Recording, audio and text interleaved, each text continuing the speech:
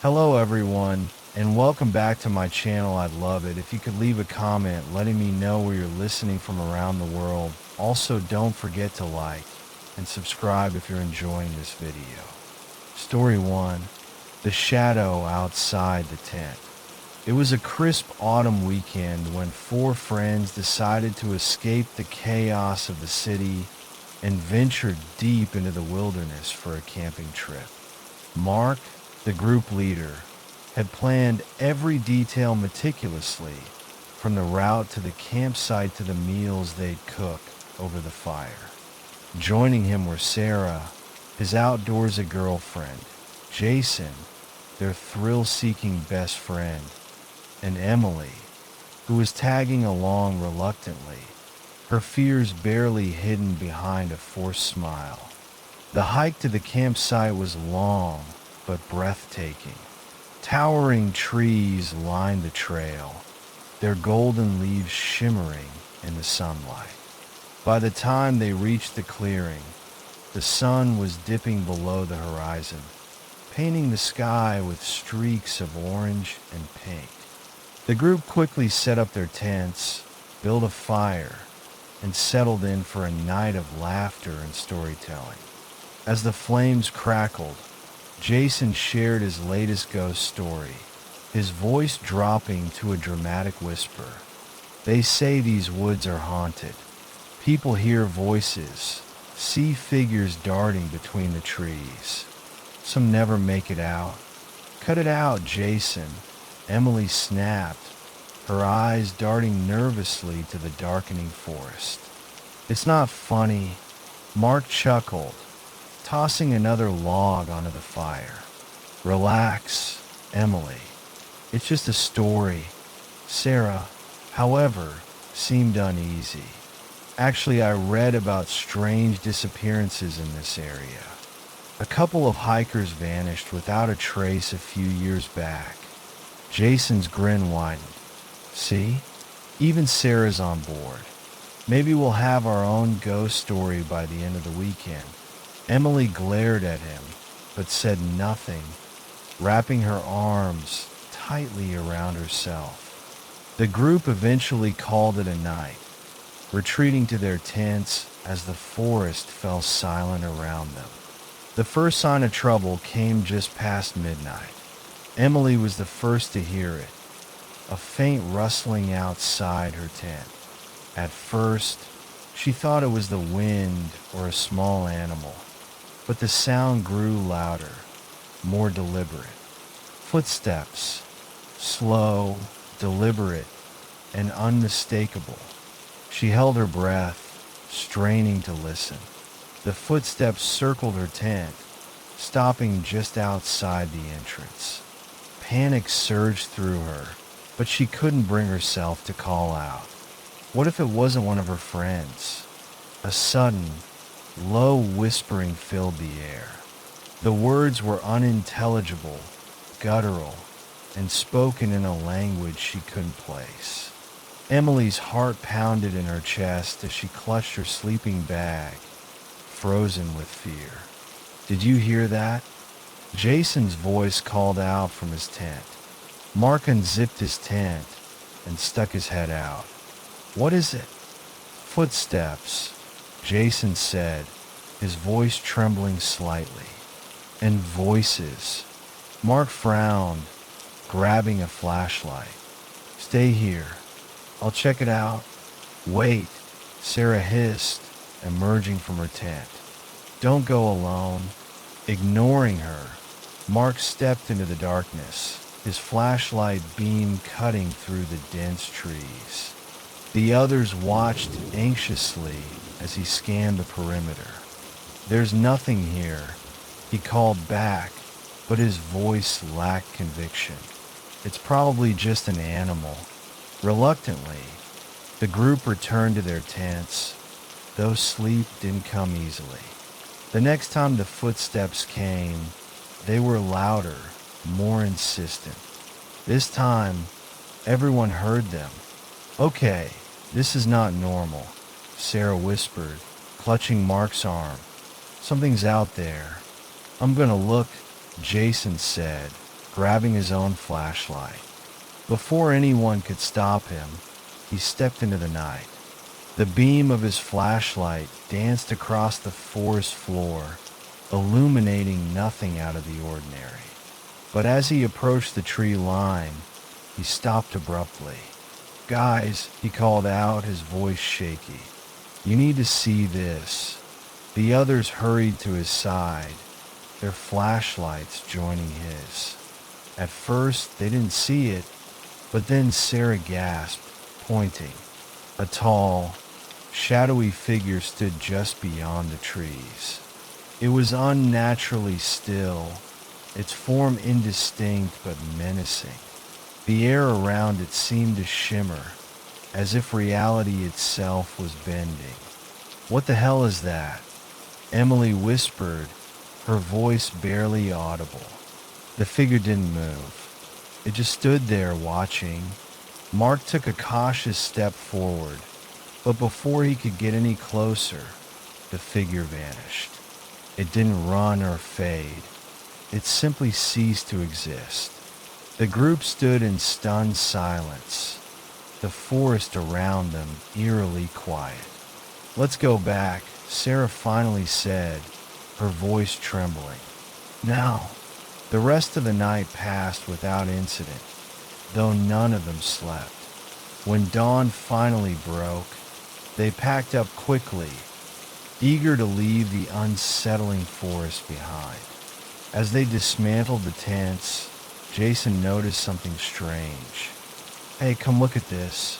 Carved into the bark of several trees surrounding their campsite were strange symbols. They were intricate and otherworldly, their meaning impossible to decipher. "These weren't here yesterday," Mark said, his voice low. "Someone or something left these." Emily shivered, hugging herself. "Let's just go, please." The group hurriedly finished packing and began their hike back to the car, constantly glancing over their shoulders. The forest felt different in the daylight, less inviting, more oppressive. The feeling of being watched lingered until they were safely back on the road. None of them spoke much on the drive home, each lost in their thoughts. They never returned to that forest, and none of them could explain what they'd experienced that night. But one thing was certain: whatever was out there wasn't human. Even years later, the memory of the shadow outside the tent and the mysterious symbols haunted their dreams, a chilling reminder of the unknown lurking in the depths of the wilderness. Story 2. The Silent Camper. Ethan had always been drawn to the peace and quiet of nature, the solitude that only a deep forest could provide. For years, he'd planned camping trips to remote places where the only sounds were the rustling of leaves and the occasional call of a bird. This time, he had decided to go solo, venturing into the heart of a forest known for its wild beauty and its eerie reputation. People said it was haunted, but Ethan was a skeptic. He didn't believe in ghosts or anything supernatural. He arrived at the campsite just as the sun began to set, casting an orange glow over the dense trees. The area was quiet, except for the occasional breeze that rustled through the branches. Ethan set up his tent, eager to disconnect from the stress of daily life. There were no other campers around, just the way he liked it.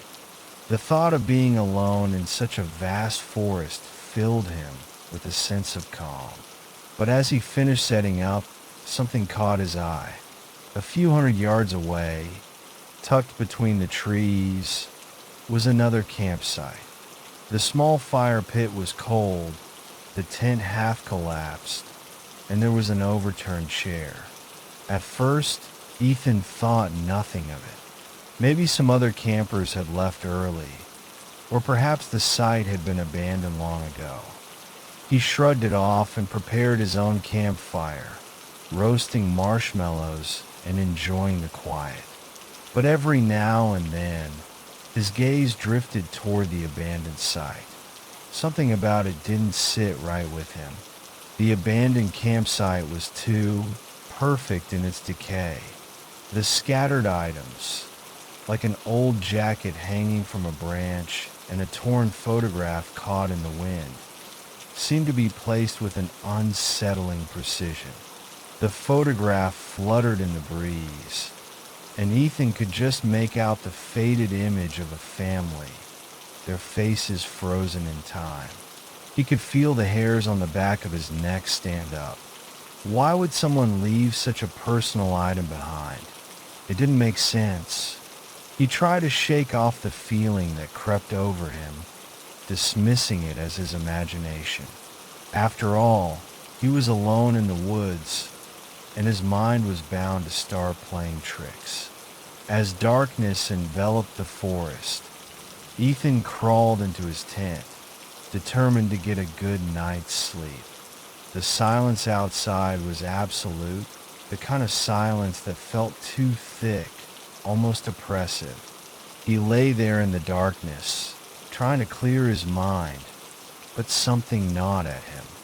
The photo, the torn jacket, the sense of someone else being nearby.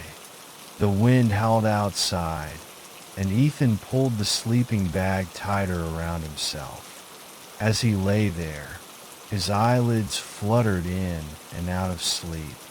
Then, just as he was beginning to drift off, he heard something, soft but unmistakable, a faint breathing, just outside his tent.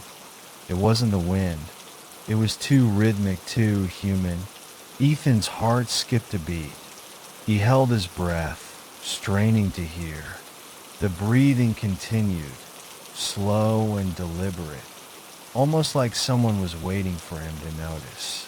He couldn't tell where it was coming from. It wasn't right. He had seen no one else on the trail. There shouldn't be anyone out there. "Hello," Ethan called out, his voice trembling despite his best efforts to sound calm. No answer. The breathing stopped, and for a moment, the forest was silent again. But the feeling of being watched never left. Ethan tried to convince himself that it was just an animal, a deer, perhaps, or something else from the forest. He told himself to relax, but his mind raced with possibilities. The sound of the breathing returned, only now it was closer, much closer. Ethan's pulse quickened. He could feel the presence, the weight of it just outside his tent, pressing against the thin fabric.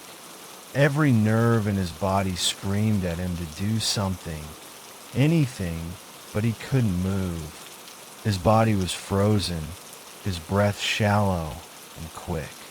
The sensation of being watched grew stronger, and he could swear he felt the presence just inches from him. Ethan slowly reached for his flashlight, but the soft rustle of fabric outside made him hesitate. It wasn't just breathing now. There was a movement. The tent was being gently nudged like someone or something was brushing against it. Finally, he couldn't take it anymore. He scrambled out of his sleeping bag, heart racing, and grabbed the flashlight. With trembling hands, he unzipped the tent. The beam of light cut through the darkness, scanning the area around him. Nothing. There was nothing there. The forest stood still, the only sound the distant rustling of leaves in the wind. But when he turned the light back toward the abandoned campsite, his stomach dropped. The fire pit was now surrounded by several items he didn't remember seeing before. A dirty, torn blanket was draped across the chair, and the photograph he had seen earlier was now lying on the ground, face up, with the family's faces twisted in unnatural, grotesque smiles. Ethan's breath caught in his throat. Something was wrong. His instinct screamed at him to leave, to get out of there as fast as he could, but he didn't. Instead, he stayed, staring at the abandoned campsite with a mixture of fear and disbelief. The night grew colder, and the wind picked up, but Ethan couldn't tear his eyes away from the eerie sight. Eventually, exhaustion overtook him, and he reluctantly returned to his tent. He tried to sleep, but it was impossible. Every sound, every shift of the wind made him jump. The breathing outside never returned, but the feeling of being watched didn't fade. Morning came, gray and overcast. The unsettling feeling of the night lingered in the air. Ethan quickly packed up his things, eager to leave the forest behind. But when he walked over to the abandoned campsite to see it one last time, his heart sank. There was nothing there. No overturned chair, no photograph, no torn jacket or blanket. The fire pit was completely clean, untouched. It was as if the campsite had never existed at all. Ethan's mind raced. He had seen it. He had heard it. And yet, in the cold light of day, the area looked like any other part of the forest, empty and unremarkable. He stood there, frozen in place, trying to make sense of what had happened. Had he imagined it all? Was it some sort of trick his mind had played on him in the isolation of the woods? But deep down, he knew better. Something had been there. Something was watching him, and now it was gone. Ethan quickly gathered his gear and left the forest behind, the eerie feeling of the silent camper still fresh in his mind. As he walked back to his car, he couldn't shake the thought that he wasn't alone in those woods. Whatever had been there, whatever had left those subtle signs, was still out there, waiting, and maybe, just maybe, it was still watching him. Story 3. The Scream in the Woods. It was the kind of camping trip that seemed perfect on paper. The air was crisp, the trees were alive with the rustling of leaves, and the smell of pine filled the air as the Walker family set up camp at the edge of the woods. The kids, Lily and her younger brother Sam, were excited beyond belief, the thrill of a weekend in the wilderness fueling their imaginations. Their parents had promised a weekend of fun, roasting marshmallows by the fire, telling stories, and exploring the vast expanse of the woods. But as night began to fall, something felt off. The woods were beautiful in the fading light, but they also held a certain heaviness. It wasn't just the thick canopy overhead blocking out the last rays of the sun. It was something deeper, an unsettling silence that seemed to hang in the air, thick and suffocating. Lily, the older of the two, had always been the brave one. Sam, just 12 years old, was the type to get nervous at the smallest noise. But tonight, even Lily couldn't shake the feeling that something was wrong. "We'll be fine," she reassured Sam as they started walking toward the tree line, ignoring their parents' warnings. They had been told to stay close to camp, not wander too far. But the woods were inviting, mysterious, and the thought of adventure was too much for the two siblings to resist. They knew the rules. They'd been camping many times before, and never once had anything bad happened. Tonight, though, there was a strange feeling in the air, something they couldn't explain. They wandered deeper into the woods, their flashlight beams cutting through the encroaching darkness. The sounds of the forest were alive with chirping crickets, the occasional hoot of an owl, and the rustling of small animals in the underbrush. The further they went, the quieter it became. The night seemed to close in around them, the trees standing tall and oppressive like silent watchers. "Do you hear that?" Sam asked, his voice barely above a whisper. Lily stopped in her tracks, her heart skipping a beat. The air had grown still, the usual sounds of the woods silenced, replaced by a faint, distant noise. It was a scream, a long, blood-curdling scream that echoed through the trees, so far away that it was almost lost in the wind. That's weird," Lily said, her voice shaky. "Maybe it's just some animal." Sam shook his head. "That sounded like a person." The scream came again, this time closer. It wasn't a wild animal. Lily could tell that. There was something human in it, a desperation, a rawness. Her stomach churned, and the hairs on the back of her neck stood up. "Maybe we should go back," Sam said, his voice trembling. Lily hesitated. The scream was distant, but with each passing second, it seemed to draw closer. Every time they stopped, it came louder, the terror in the voice unmistakable. The hair on Lily's arms stood straight, her breath shallow as she took a step back. But the scream didn't stop. It came again, closer and closer. "Lily, we need to go now," Sam said, his eyes wide with fear. Lily nodded quickly, her heart pounding in her chest. Okay, let's get back to the camp."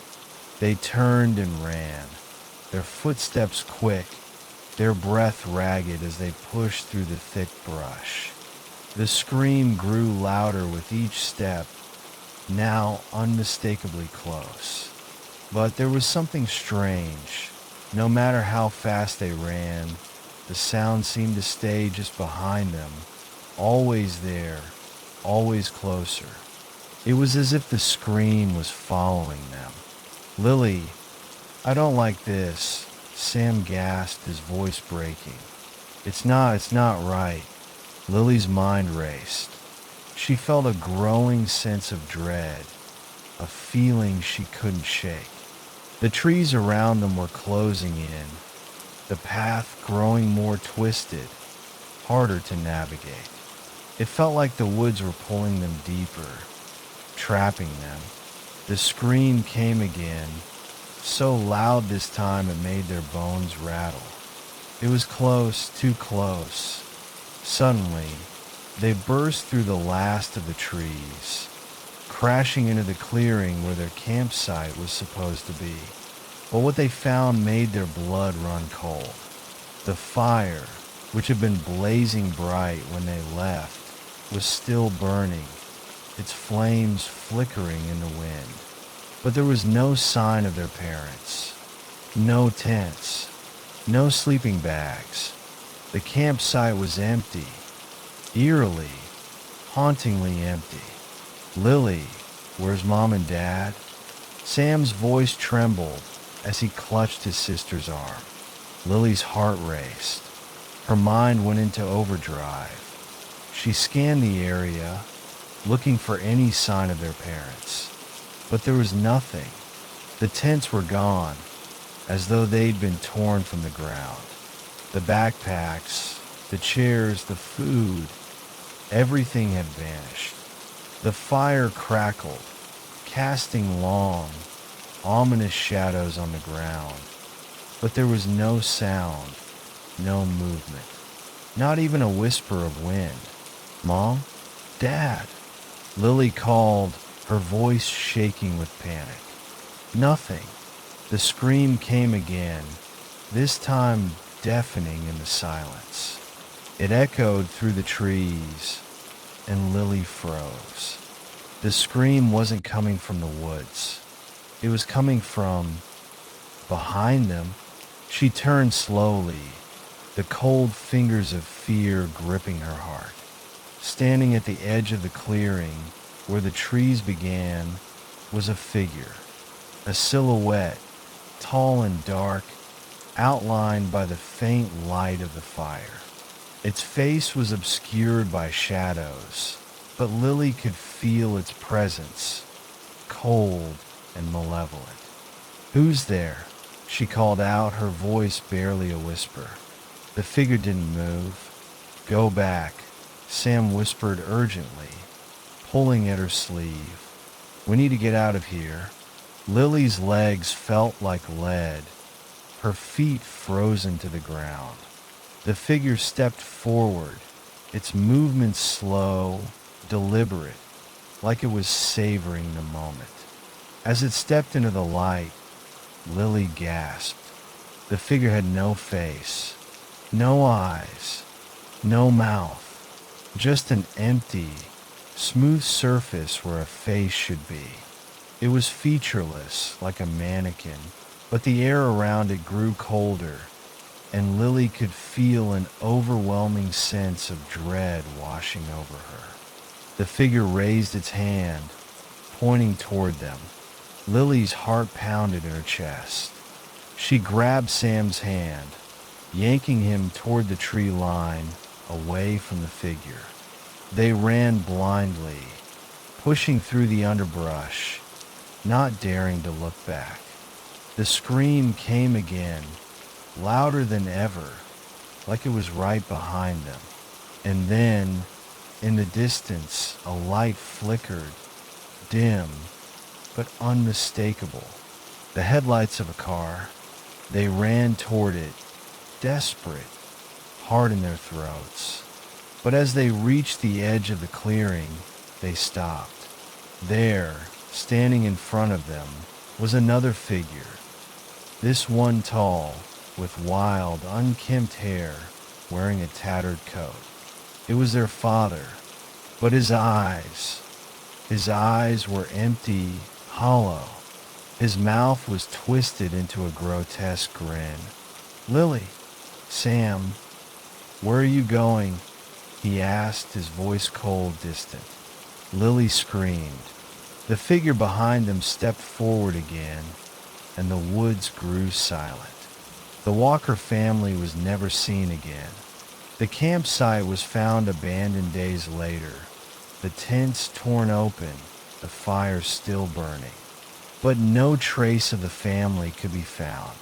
Only the eerie scream echoed through the woods, and those who dared to camp nearby swore they could still hear it on quiet nights. The scream of something lost, something trapped in the woods, waiting for someone else to wander too far.